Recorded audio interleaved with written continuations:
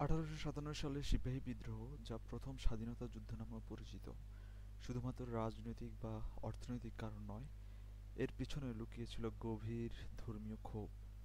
আসুন আজ সেই কারণগুলো জানি। বিদ্রোহের অন্যতম কারণ ছিল এনফিল্ড রাইফেলের কার্তুজ। এটি ব্যবহার করতে মুখ দিয়ে কার্তুজ ছিঁড়তে হতো। অভিযোগ ওঠে এই কার্তুজে গরুর চর্বি এবং শূকরের চর্বি ব্যবহার করা হয়েছে।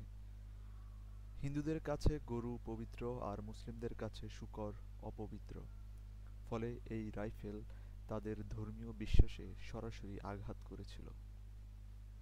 এই ধর্মীয় অপমানের প্রতিক্রিয়ায় সিপাহীরা বিদ্রোহে ঝাঁপিয়ে পড়ে, কিন্তু একসঙ্গে সিদ্ধান্ত না নেয়ার কারণে এবং সুনির্দিষ্ট নেতৃত্বের অভাবে তাদের বিদ্রোহ দীর্ঘস্থায়ী হয়নি। হয়তো তারা জানতই না যে এই বিদ্রোহের ফলাফল কী হতে পারে। এই বিদ্রোহ সফল হয়নি।